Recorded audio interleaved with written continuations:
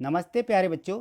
तो आप लोगों को स्कूल में ये जो दो एड ग्रेड अभ्यास पुस्तिकाएं मिली हैं, इन दोनों एड ग्रेड अभ्यास पुस्तिकाओं में हमारे सभी विषय दिए गए हैं। तो इसमें देखिए विज्ञान, गणित एवं सामाजिक विज्ञान और दूसरी में हिंदी, अंग्रेजी और संस्कृत हैं।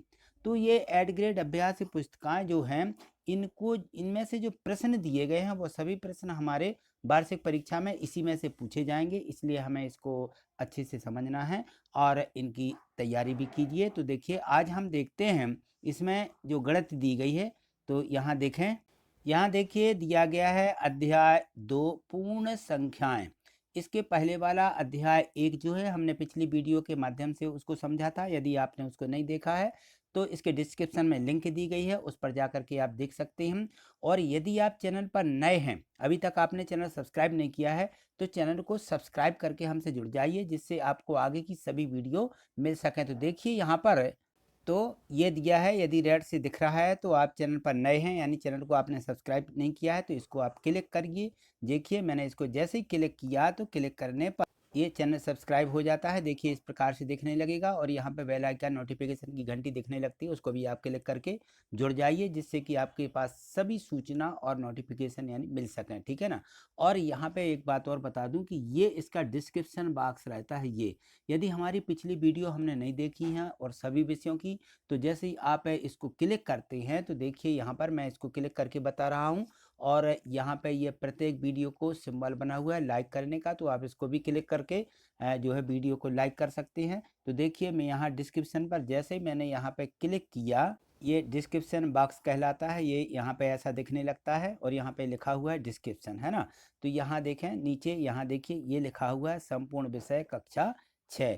तो यहाँ पे ये वीडियो डली हुई है, तो आप जैसे ही इसको क्लिक करते हैं तो आपको कक्षा 6 की संपूर्ण विषय, हमारे 6 विषय इस पे हैं, तो आप यहाँ से सभी विषयों को कंप्लीट कर सकते हैं, ठीक है। तो चलिए आज देखते हैं हम इसकी जो गणित दी गई है अध्याय 2।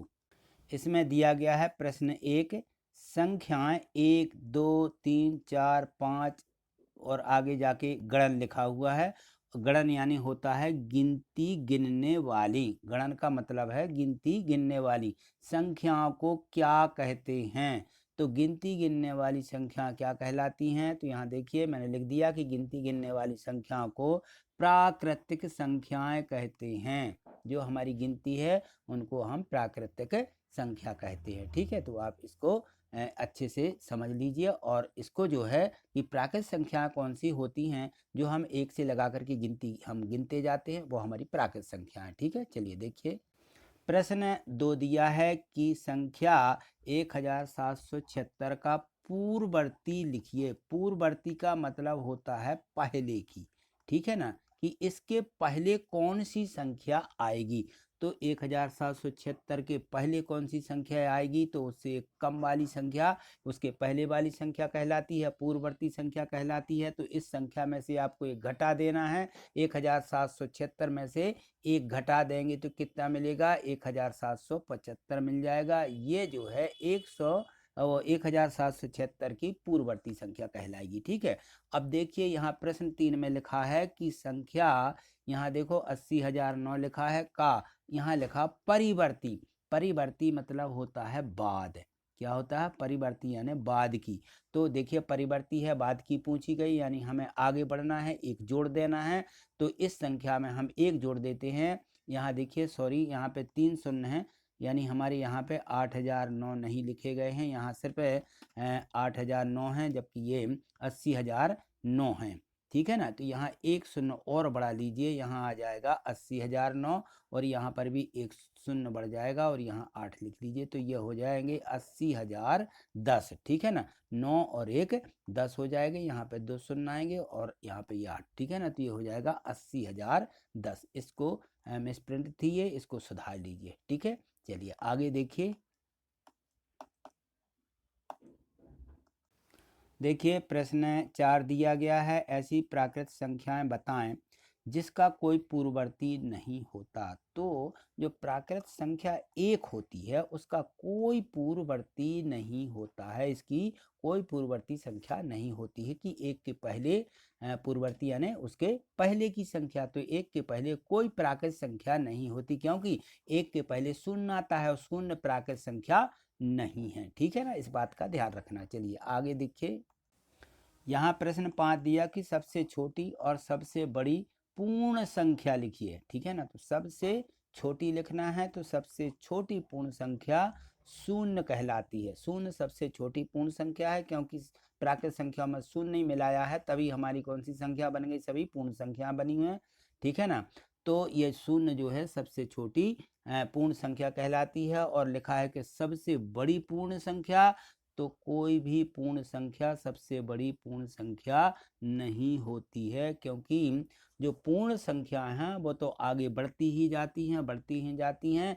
हम बता नहीं सकते कि कौन सी है सबसे बड़ी, तो सबसे बड़ी कोई पूर्ण संख्या नहीं लिखी जा सकती है। ठीक है, प्रश्न 6 देखिए, संख्या 1099 के बाद अगली 3 प्राकृत संख्याएं लिखिए।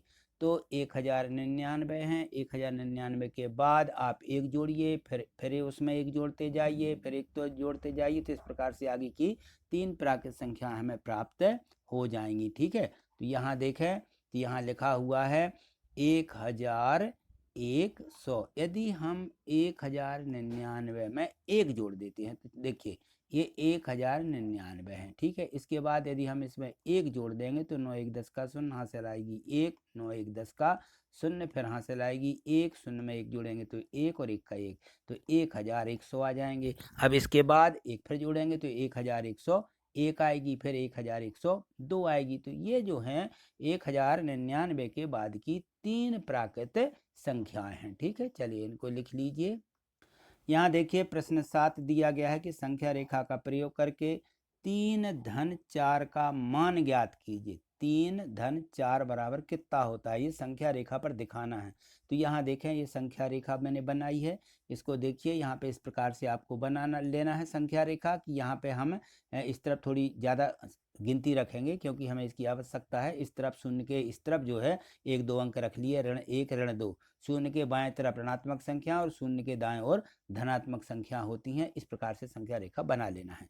चलिए अब कहाँ से चलना है, हमें 3 में 4 जोड़ना है। तो सबसे पहले तो आप 3 पर जाइए, तो 3 यहाँ लिखा हुआ है ये। ठीक है, इस पर से आप कितने कदम जाना, कितने अंक दाएं तरफ चलेंगे हम, क्योंकि जोड़ना है तो हम जो है यहाँ 4 चलेंगे। तो यहाँ से देखिए 1 2 3 4, जैसे हम 4 पर आते हैं तो हमें संख्या प्राप्त हो जाती है 7। ठीक है ना, यानी 3 में हम 4 जोड़ेंगे तो कितने मिलेंगे, 7 मिलेंगे। ये संख्या रेखा पर आपको बताना है और यहाँ लिख देना कि 3 धन 4 बराबर कितना मिला, 7 मिला। और इस प्रकार से संख्या रेखा बना लेनी है। यहाँ देखिए प्रश्न 8 में दिया कि 6 ऋण 4 को संख्या रेखा पर दर्शा करके इसका भी मान ज्ञात कीजिए।